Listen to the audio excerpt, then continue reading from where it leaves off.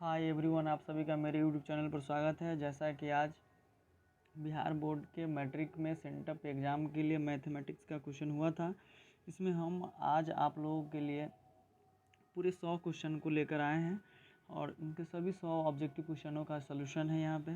आइए तो एक एक क्वेश्चन करके हम लोग देखते हैं। पहला क्वेश्चन था कि यदि भाग एल्गोरिथम ए बराबर बी क्यू प्लस आर में ए बराबर 72, बी बराबर 9, क्यू बराबर 8 तो आर बराबर क्या होगा। तो इस क्वेश्चन को बनाने के लिए एल्गोरिदम होता है ए बराबर बी क्यू प्लस आर, जहाँ आर रिमाइंडर होता है। इसमें क्या किया जाता है और बी भागफल होता है, ए से भाग दिया जाता है। तो जब उसको ए बराबर बी क्यू प्लस आर में रखिएगा तो इस तरह से इसका रिमाइंडर आपको 0 प्राप्त होगा, यानी एक का सी ऑप्शन सही है। 2 नंबर क्वेश्चन था कि मौसा एल ए बी गुने लसा ए बी का मान कितना होगा। तो दो संख्याओं का मसा और लसा का गुणनफल दोनों संख्याओं के गुणनफल के बराबर होता है, यानी 2 का बी ऑप्शन सही है। इसी प्रकार से तीसरा क्वेश्चन है √15 है, तो यह एक अपरिमेय संख्या है।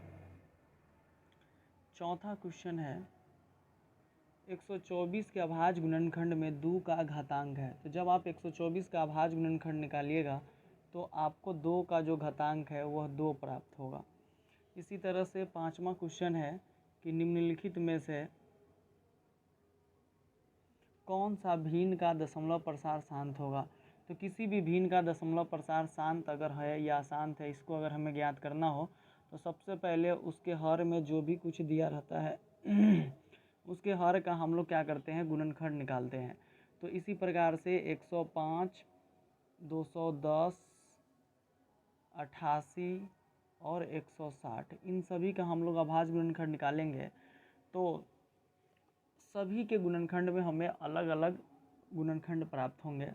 लेकिन जब अभाज्य गुणनखंड निकालते हैं तो उस गुणनखंड के निकालने के क्रम में हमें यह ध्यान देना पड़ता है कि जो हर में जो संख्या है उसका जो गुणनखंड हम निकालें तो उसके गुणनखंड में सिर्फ और सिर्फ 2 या 5 आए, या सिर्फ 5 आए, या नहीं तो 2 और 5 दोनों मिलाकर आए। या तो सिर्फ 2 ही आए गुणनखंड में, या नहीं तो सिर्फ 5 ही आए, या नहीं तो दोनों को मिलाकर आए।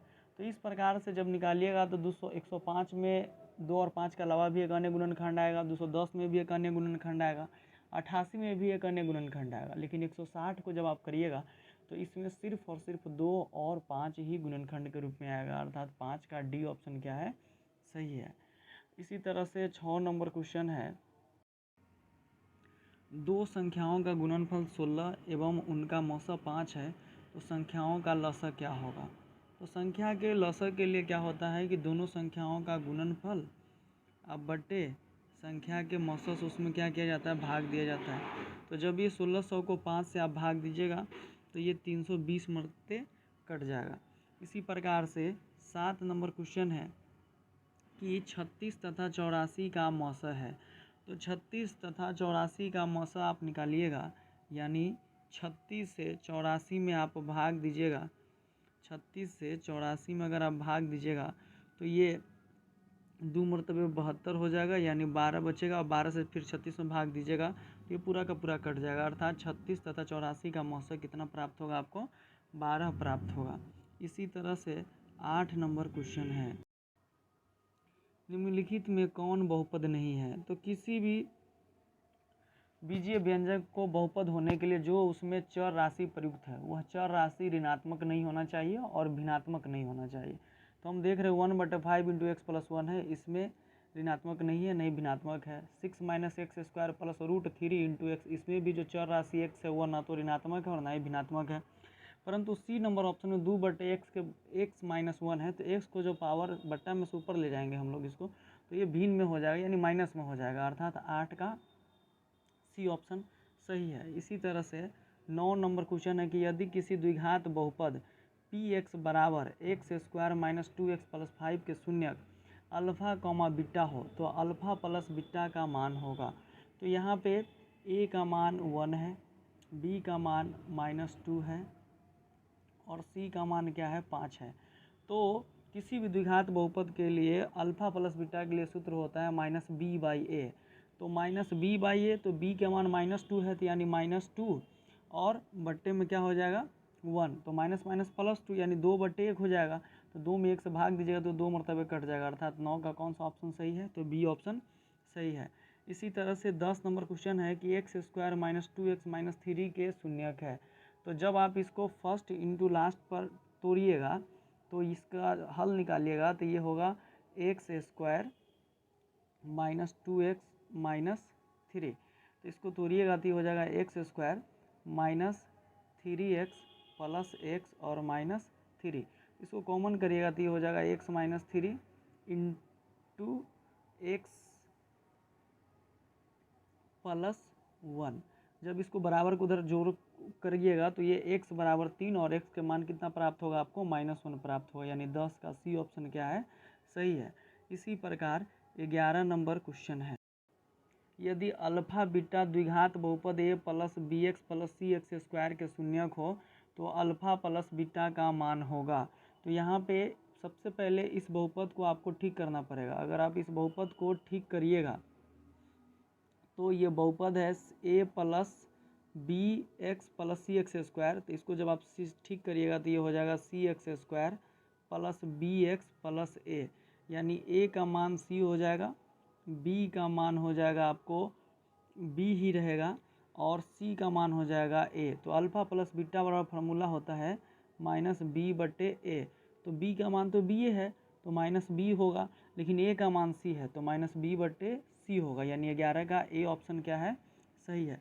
इसी तरह से 12 नंबर क्वेश्चन कहता है कि यदि त्रिघात बहुपद 2x³ plus 3x square minus 5x minus 2 के शून्यक अल्फ़ा बीटा और गामा हो तो alpha into beta into gamma का मान क्या होगा। तो alpha into beta into gamma के लिए फार्मूला होता है d/a। तो d/a को जब आप तोड़िएगा तो इस तरह से यहाँ पे d का मान है -2 और a का भी मान कितना है 2। तो जब d/a को आप तोड़िएगा -d/a, तो माइनस को तोड़िएगा आप तो क्या हो जाएगा, ये आपको इसका मान प्राप्त होगा 1।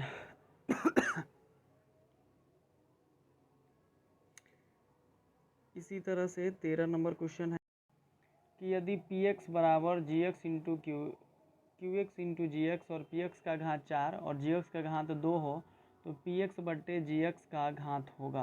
तो देखिए 4 में 2 से सीधा भाग दीजिए, 2 मरतबे कट जाएगा, यानी इसका 13 का कौन सा ऑप्शन सही है, तो ए ऑप्शन सही है। 14 नंबर क्वेश्चन है कि यदि q एक धनात्मक पूर्णांक है तो एक धनात्मक विषम पूर्णांक का रूप होगा। तो इसका आंसर हो जाएगा 14 का बी, क्योंकि विषम में विषम को ही जोड़ना पड़ता है। इसी प्रकार से 15 नंबर क्वेश्चन है कि बहुपद 3x square minus 5x square minus 11x minus 3 का घात है। तो इसमें चर का अधिकतम घात कितना है, 3 है, अर्थात 15 का कौन सा ऑप्शन सही हो जाएगा, बी ऑप्शन सही हो जाएगा। 16 नंबर क्वेश्चन है, किसी द्विघात बहुपद के शून्यक यदि 1 एवं 1 है तो द्विघात बहुपद होगा। तो इसके लिए फार्मूला होता है x square minus alpha plus beta into x और प्लस अल्फ़ा इंटू बीटा। तो यहाँ अल्फ़ा प्लस बीटा का मान 2 हो जाएगा, अल्फ़ा इंटू बीटा का मान हो जाएगा 1।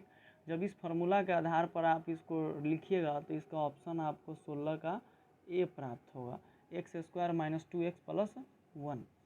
उसके बाद अगला क्वेश्चन पूछता है कि निम्नलिखित में कौन यौगिक संख्या है। तो यौगिक संख्या वैसी संख्या, एक से बड़ी वैसी संख्या जिसमें एक और स्वयं को छोड़कर अन्य दूसरे संख्या से भी भाग लग जाए तो वैसी संख्याओं को यौगिक संख्या कहा जाता है। तो 13 सिर्फ 1 और 13 से भाग लगेगा, 23 1 और 13 से भाग लगेगा, 17 में भी वही हाल है, 1 और 17 से भाग लगेगा। सिर्फ इसमें कौन सी संख्या 32 एक ऐसी संख्या जिसमें 4 8 से भी भाग लग जाएगा, तो अर्थात 17 का सी ऑप्शन सही है। इसी प्रकार 18 नंबर क्वेश्चन, निम्नलिखित में कौन सा युग्म सह अभाज्य है। तो सह अभाज्य के लिए दो संख्या वैसी सहभाज्य संख्या होता है जिनका महत्तम समावर्तक कितना हो, तो 1 हो। तो 14 और 35 में 7 आ जाएगा। 18 और 25 एक ऐसा युग्म है जिसका मौसा अगर आप निकालिएगा तो इसका मौसा आपको 1 प्राप्त होगा, तो अर्थात 18 का बी ऑप्शन सही है। इसी तरह से 19 नंबर क्वेश्चन है, यदि बहुपद 3x square plus 8x plus k के एक शून्यक दूसरे के व्युत्क्रम हो तो k का मान बताइए। तो k का मान का मतलब कहने का मतलब इसका अल्फ़ा का जो मान है वह दूसरा जो बीटा का मान होगा वह अल्फ़ा का क्या होगा बट्टे में होगा, यानी 1/अल्फ़ा होगा। यानी पहला अगर मूल अल्फ़ा है तो दूसरा क्या होगा 1/अल्फ़ा होगा। तो इस दोनों का गुणनफल किसके बराबर होगा, यानी मूलों का गुणनफल किसके बराबर होता है, तो C/1 है। इस फॉर्मूला पे रख के जब आप इसको सॉल्व करिएगा तो आपको 3 प्राप्त होगा, अर्थात 19 का ए ऑप्शन सही है। इसी प्रकार से 20 नंबर क्वेश्चन है,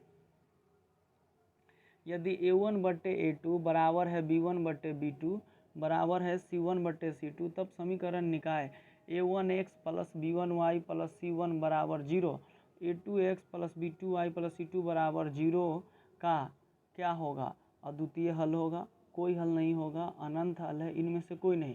तो इसका अनंत हल होगा।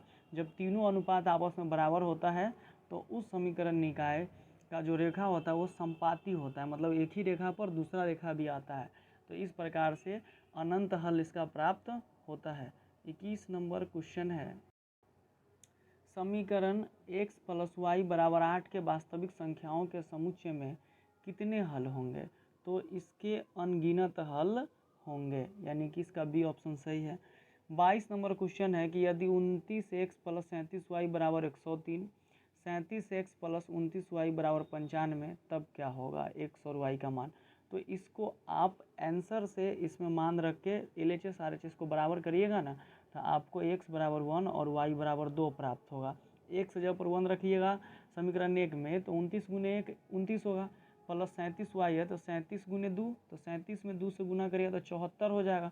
तो 29 में 74 को जोड़िएगा तो 103, यानी LHS RHS के बराबर हो गया। इसी तरह इसमें भी रखिएगा ना, तो RHS में जो 95 आया हुआ है इस दोनों में भी x का मान 1 और y का मान 2 रख कर सॉल्व करिएगा तो उसका भी मान 95 ही आएगा, अर्थात 22 का ए ऑप्शन क्या है, सही है। इसी तरह से 23 नंबर क्वेश्चन है, एक घातीय समीकरण का लेखा चित्र हमेशा निरूपित करता है, तो एक सरल लेखा निरूपित करता है। 24 नंबर क्वेश्चन है कि के किस मान के लिए समीकरण निकाय kx माइनस वाई बराबर 2 और 6x माइनस 2y बराबर 3 का अद्वितीय हल होगा। तो अद्वितीय हल के लिए शर्त होता है कि A1/A2 बराबर नहीं होना चाहिए B1/B2।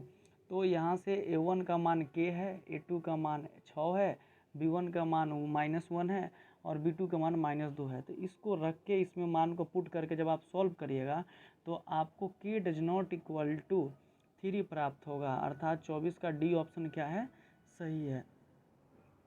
इसी प्रकार 25 नंबर क्वेश्चन है कि यदि दो चर में दो रैखिक समीकरणों के आलेख समानांतर रेखाएं हो तो हलों की संख्या होगी। तो जब ये समांतर होता है तो वो दोनों रेखाएं एक दूसरे को प्रतिच्छेद नहीं करती है, तो इस समीकरण निकाय का कोई हल प्राप्त नहीं होता है, अर्थात 25 का जो है वो बी ऑप्शन सही है। इसी तरह से 26 नंबर क्वेश्चन है, निम्नलिखित में से कौन द्विघात समीकरण नहीं है। तो बताया गया है पीछे भी आपको और यहाँ पर भी हम बता रहे हैं कि जो भी कोई द्विघात समीकरण होगा तो उसमें जो चर राशि होगा उस चर का घात ना तो ऋणात्मक होना चाहिए और ना ही भिन्नात्मक होना चाहिए।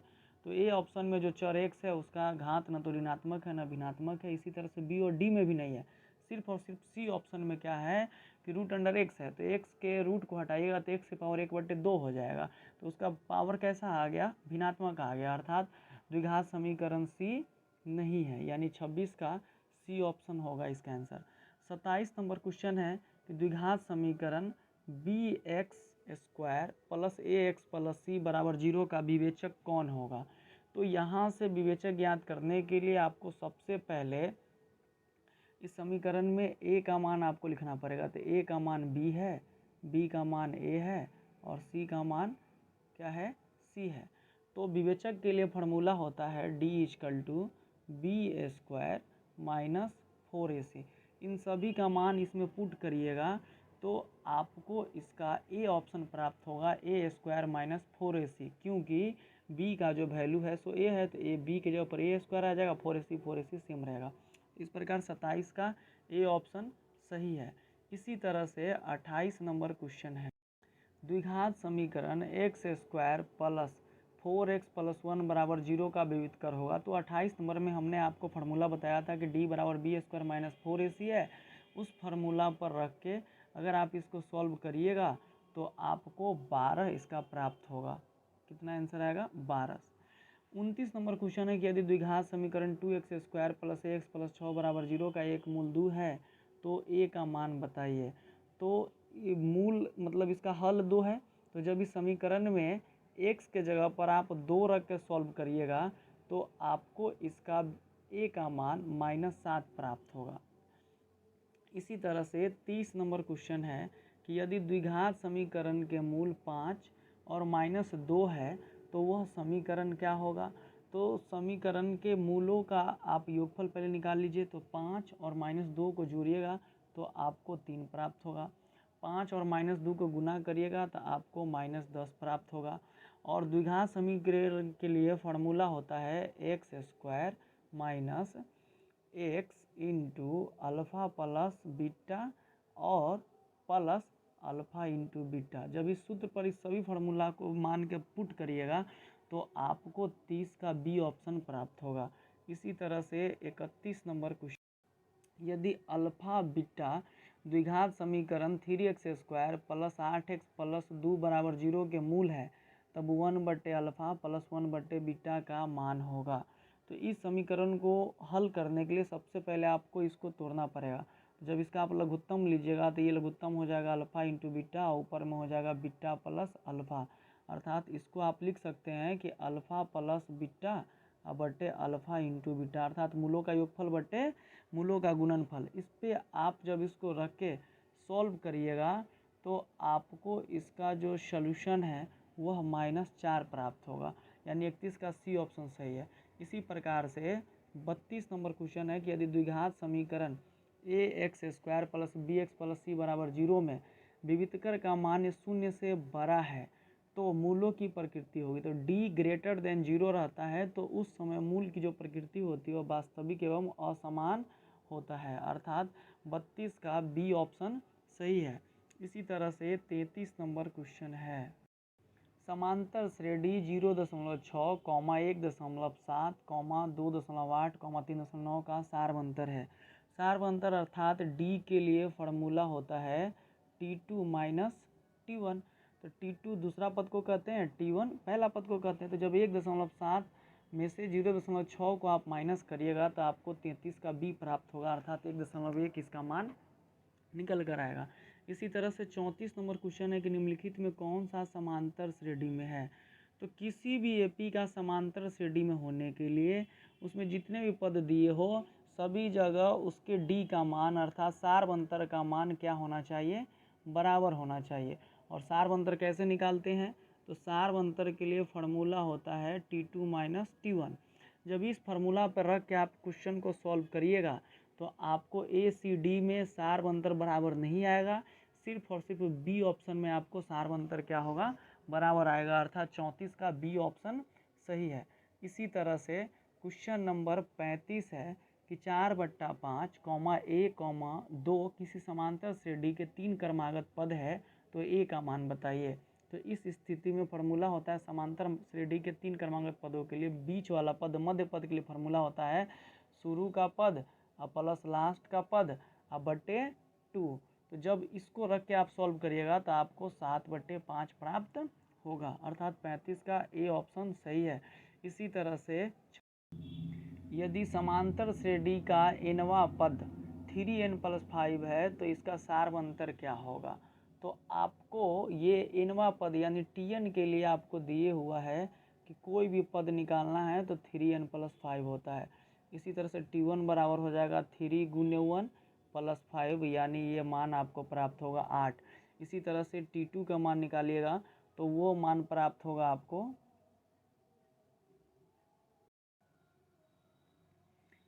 T2 का मान आपको प्राप्त हो जाएगा, n के जगह पर 2 रख दीजिएगा तो 3 दूनी 6, 5 11। तो T2 में से जब T1 को घटाइएगा तो आपको इसका मान प्राप्त हो जाएगा 3, अर्थात 36 का सी ऑप्शन सही है। इसी तरह से 37 नंबर क्वेश्चन है कि समांतर श्रेणी 5, 7, 9, 11 का कौन सा पद 29 है? तो इसको Tn बराबर a + n - 1 × d के फार्मूला पर रख के जब आप सॉल्व करिएगा तो आपको 37 का ये 13वां पद आपको प्राप्त होगा। इसी तरह से 38 नंबर क्वेश्चन है यदि किसी समांतर से डी का सातवां पद 4 एवं सार्प अंतर -4 है तो उसका प्रथम पद क्या होगा। तो जब आप इसको सॉल्व करिएगा कैलकुलेशन T7 और DU का मान डालकर, तो आपको 38 का डी प्राप्त होगा, यानी 28 इसका आंसर सही होगा। 39 नंबर क्वेश्चन है कि यदि किसी समांतर से डी में A18 माइनस A14 बराबर 32 है तो उस समांतर से डी का सार्व अंतर क्या होगा। तो इस दोनों कैलकुलेशन को आप सॉल्व जब करिएगा, A18 और A14 का फार्मूला रख के दोनों को माइनस करके जब आप सॉल्व करिएगा तो आपको इसका सार्व अंतर प्राप्त होगा 8, यानी 39 का ए ऑप्शन सही है। इसी तरह से 40 नंबर क्वेश्चन है कि 1 + 2 + 3 + 4 + डॉट डॉट प्लस n का बराबर है। तो इसके लिए जब आप इसको सॉल्व करिएगा तो इसके लिए डायरेक्ट फार्मूला ही होता है n × n + 1/2, यानी 40 का बी ऑप्शन क्या है, सही है। 40 का कौन सा ऑप्शन सही है, तो बी ऑप्शन सही है। इसी तरह से 41 नंबर क्वेश्चन है, प्रथम 10 विषम प्राकृत संख्याओं का योगफल क्या होता है। तो किसी भी लगातार n प्राकृत संख्याओं का योगफल n स्क्वायर वाला फार्मूला से निकाला जाता था। n का स्क्वायर कर देंगे, यानी 10 का स्क्वायर कितना होता है, 100। 42 नंबर क्वेश्चन है कि y अक्ष से बिंदु A 7 8 की दूरी क्या होगी, तो 7 इकाई होगा। 43 नंबर क्वेश्चन है कि बिंदु -5 -3 किस पाद में स्थित है, तो यह तृतीय पाद में स्थित है। इसी तरह से 44 नंबर एक्स अक्ष का समीकरण होता है तो y = 0, अर्थात 44 का बी ऑप्शन सही है। 45 नंबर क्वेश्चन है कि बिंदु P -6, 8 की मूल बिंदु से दूरी क्या होता है, तो √x का स्क्वायर प्लस y का स्क्वायर। तो 6 का स्क्वायर 36, 8 का स्क्वायर हो जाएगा 64, दोनों को जोड़िएगा तो √100, 100 का वैल्यू होता है 10 इकाई, यानी 45 का डी ऑप्शन सही है। इसी तरह से 46 नंबर क्वेश्चन है कि बिंदु A 7 13 एवं बिंदु B 10 9 के बीच की दूरी क्या है। तो दूरी सूत्र लगाकर जब आप इसको सॉल्व करिएगा √x2 - x1 का whole square plus y2 - y1 का होल स्क्वायर करके, तो आपको इसका 5 इकाई आंसर प्राप्त होगा, अर्थात 46 का ए ऑप्शन सही है। 47 नंबर क्वेश्चन है, बिंदुओं A -5, 4 बिंदु B 7, -8 को जोड़ने वाले रेखाखंड के मध्य बिंदु का निर्देशांक क्या होगा। तो मध्य बिंदु के निर्देशांक के लिए फार्मूला होता है, x नियामक के लिए होता है x1 + x2/2। जब इसको जोड़िएगा तो आपको इसका मान 1 आएगा। y नियामक के लिए फार्मूला होता है y2 + y1 या y1 + y2/2। तो इसको जब सॉल्व करिएगा तो -2 प्राप्त होगा। इस तरह से 1 और कॉमा -2 ऑप्शन आपको मिलेगा। तो 1, -2 किस ऑप्शन में है, तो 47 के बी नंबर में है। इसी तरह से 48 है कि x = 15 का आलेख कैसी सरल रेखा होगा। तो x = 15 का आलेख y अक्ष के समांतर एक सरल रेखा होगा। इसी तरह से 49 नंबर क्वेश्चन है, बिंदु 4.5, 7.6 की कोटि है। तो जब किसी भी बिंदु का नियामक दिया रहे तो शुरू वाला अंक भुज होता है और बाद वाला मान क्या होता है, कोटि होता है, यानी पहला मान भुज का, दूसरा का मान कोटि का होता है। तो कोटि का मान यहाँ पे हो जाएगा 7.6। 50 नंबर क्वेश्चन है कि त्रिभुज AOB जिसके शीर्ष A 0 O 0 0 B 0 B का क्षेत्रफल क्या होगा। जब इसको त्रिभुज के निर्देशांक ज्यामिति के त्रिभुज के क्षेत्रफल के सूत्र पर जाओ, इसको धर के पकड़ के सॉल्व करिएगा तो आपको इसका 50 का बी प्राप्त होगा, 1/2 AB वर्ग इकाई। इसी तरह से 51 नंबर क्वेश्चन है कि यदि बिंदुओं A -6, 5 और बिंदु B -2, 3 को जोड़ने वाले रेखाखंड का मध्य बिंदु का P a/2 4 है तो A का मान बताइए। तो जब इसको मध्य बिंदु के सूत्र पर रख के सॉल्व करिएगा तो आपको 51 का ए ऑप्शन प्राप्त होगा, यानी ए का मान कितना प्राप्त होगा, -8 प्राप्त होगा। इसी तरह से 52 number question, cosec 90 degree minus theta बराबर क्या होगा। तो cosec 90 degree minus theta sec theta होता है, यानी 52 का बी ऑप्शन सही है। 53 नंबर क्वेश्चन है, tan 48 degree into tan 23 degree into tan 42 degree into tan 67 degree का मान कितना होगा। तो जब आप इसको सॉल्व करिएगा तो ये सभी गुना के रूप में है, मल्टीप्लाई के रूप में, तो दो चेंज हो जाएगा, यानी इसका मान आ जाएगा ए, बी मतलब एक आएगा प्राप्त होगा। 54 नंबर क्वेश्चन है कि cos square 17 degree minus sine square 73 degree का मान कितना होगा। तो जब इसको आप चेंज करिएगा चेंजिंग फार्मूला से, साइन 90 डिग्री माइनस थीटा बराबर हो जाएगा कॉस स्क्वायर थीटा, तो आपको इसका 54 का बी ऑप्शन प्राप्त होगा। 55 क्वेश्चन है, cos 1 degree cos 2 degree into cos 3 degree dot dot cos 180 degree का मान कितना। यहाँ पे ये सभी के सभी गुना में है। तो जब कॉस पूरे गुना में होता है, आप जानते हैं कि कोई भी अंक जीरो के साथ गुना होता है तो सारा का सारा का मान क्या हो जाता है, जीरो होता है। और आप जानते हैं कि कॉस 90 का मान कितना होता है, जीरो, और इस बीच में कॉस 90 भी पड़ेगा। जब वो जीरो से सभी भी टर्म में गुना होगा तो इस पूरे व्यंजक का वैल्यू कितना प्राप्त हो जाएगा, तो जीरो प्राप्त होगा। यानी कहने का मतलब ये है 55 का सी ऑप्शन क्या है, सही है। इसी तरह से 56 नंबर क्वेश्चन है, सेक जीरो का मान होगा। तो सेक जीरो का मान कितना होता है, तो ये कॉस जीरो के मान का उल्टा होता है, तो कॉस जीरो का मान 1 होता है, तो सेक जीरो का भी मान कितना हो जाएगा, 1 ही होगा। यानी 56 का सी ऑप्शन क्या है, सही है। इसी तरह से 57 नंबर क्वेश्चन है, यदि थीटा बराबर 45 डिग्री तो tan square theta plus 1/sin square theta का मान क्या होगा। तो थीटा बराबर 45 डिग्री रख के इस दोनों क्वेश्चन को सॉल्व करिएगा, मान को रख के बटा कर के जोड़ निकालिएगा तो आपको इसका 3 मान आएगा, अर्थात 57 का सी ऑप्शन सही है। 58 नंबर क्वेश्चन, निम्नलिखित में कौन सत्य है। तो 37 डिग्री का मान cos 60 डिग्री के मान के बराबर होता है, यानी 58 का सी ऑप्शन सही है। इसी तरह से 59 नंबर क्वेश्चन है कि यदि अल्फा बराबर बीटा बराबर 60 डिग्री हो तो cos अल्फा माइनस बीटा का मान क्या हो। तो cos जीरो आ जाएगा, cos जीरो का मान क्या होता है, cos जीरो का मान 1 प्राप्त होता है, अर्थात 59 का बी ऑप्शन सही है। इसी तरह से 60 number question, 1 minus sine square a into sec square a का वैल्यू कितना होगा। तो जब आप इसको सॉल्व करिएगा तो आपको इसका वैल्यू 1 प्राप्त होगा, यानी 60 का बी ऑप्शन सही है। 61 नंबर क्वेश्चन है कि 1 माइनस tan स्क्वायर 45 डिग्री बट्टे 1 प्लस tan स्क्वायर 45 डिग्री का मान क्या होगा। जब आप इसको सॉल्व करिएगा ये दोनों का दोनों कट जाएगा, अर्थात आपको इसका मान जो है वह जीरो प्राप्त होगा। कितना प्राप्त होगा, जीरो प्राप्त होगा। 61 का डी ऑप्शन सही है। 62 नंबर क्वेश्चन की यदि टू इंटू साइन 2 थीटा बराबर √3 तब थीटा का मान क्या होगा।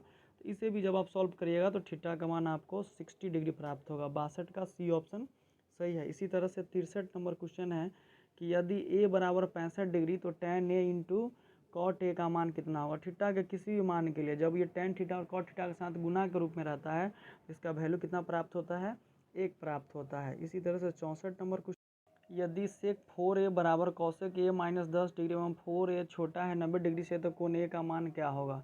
तो कोण ए का मान आपको 20 डिग्री प्राप्त होगा जब इस सबको सॉल्व करिएगा चेंजिंग फार्मूला का प्रयोग करते हुए तब।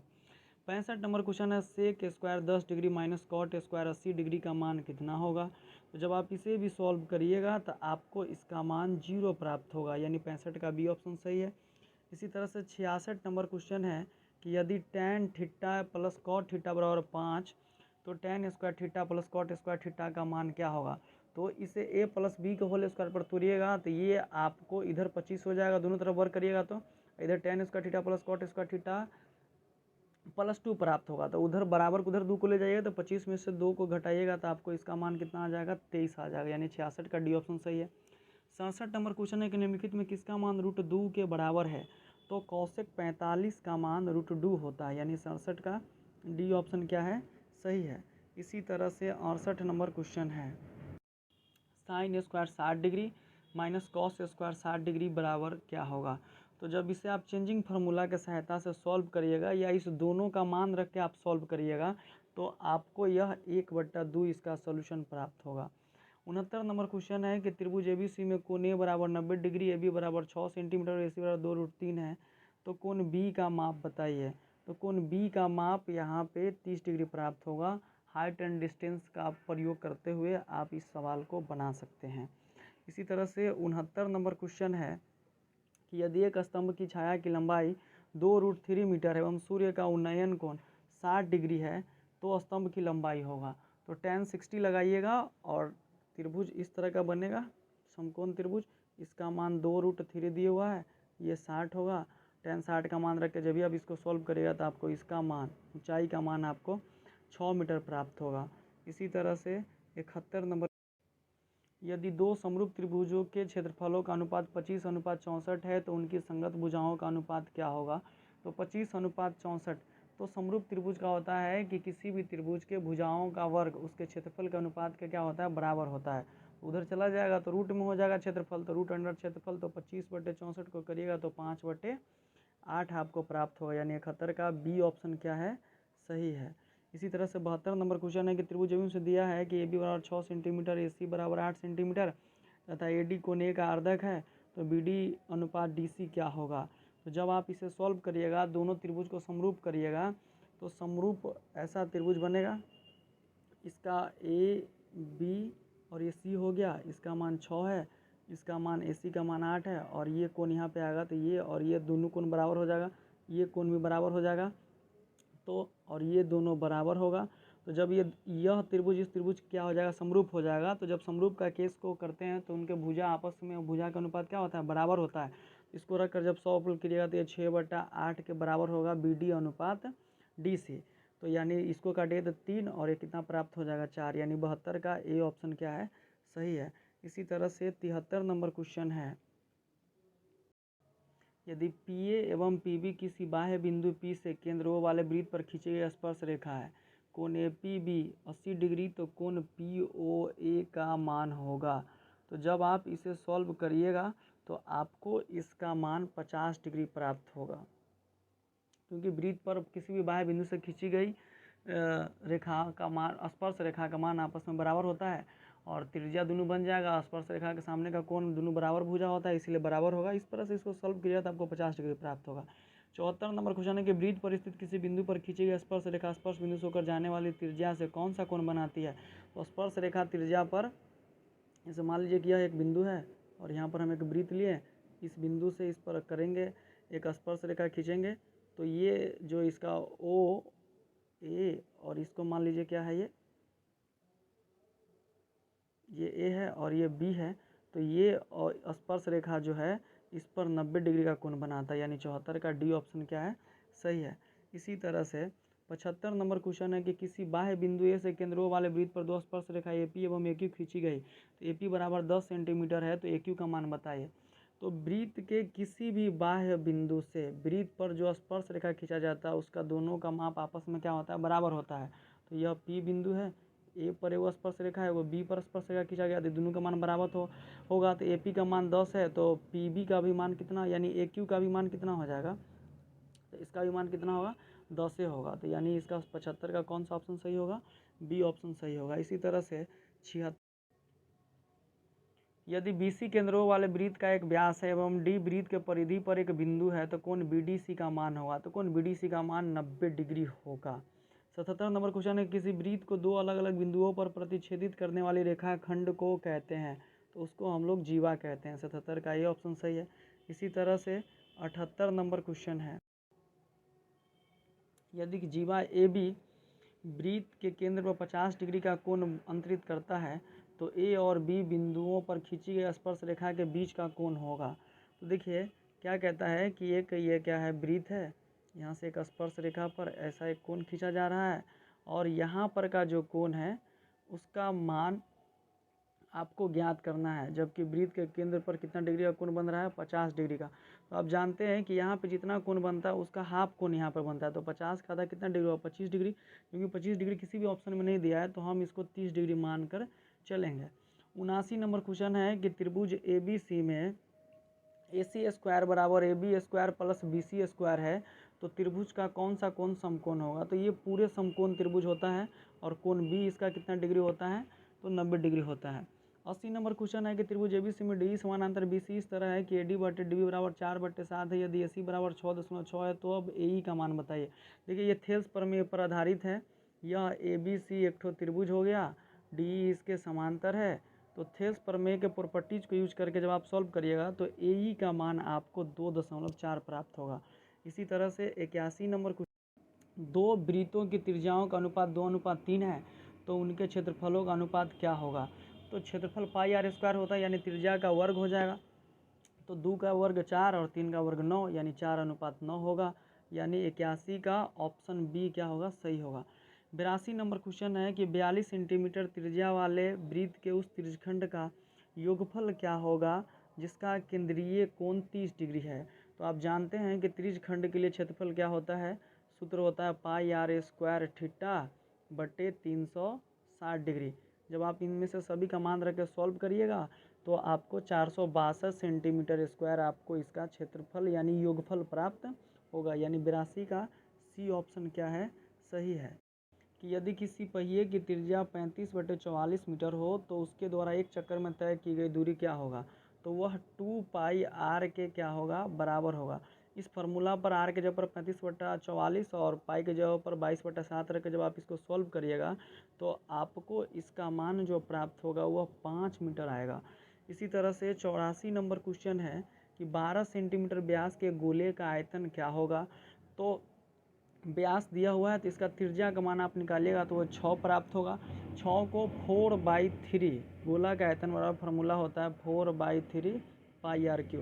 इस फार्मूला में आर बराबर 6 रख के जब आप इसको सॉल्व करिएगा तो आपको 288 पाई घन सेंटीमीटर इसका मान आपको प्राप्त होगा। ठीक है। इसी तरह से 85 नंबर क्वेश्चन है, दो बेलनों की त्रिज्याओं का अनुपात 2:5 है और उनकी ऊंचाइयों का अनुपात 5:2 है, तो उनके आयतनों का अनुपात क्या होगा। तो इस फार्मूला को बनाने के लिए आपको इसके आयतन का अनुपात ज्ञात करने के लिए फार्मूला होता है m² × n, जहाँ m क्या होता है त्रिज्या और n क्या होता है ऊंचाई। तो इस सब पे रख के जब आप इसको सॉल्व करिएगा तो आपको 85 का भी 2:5 प्राप्त होगा।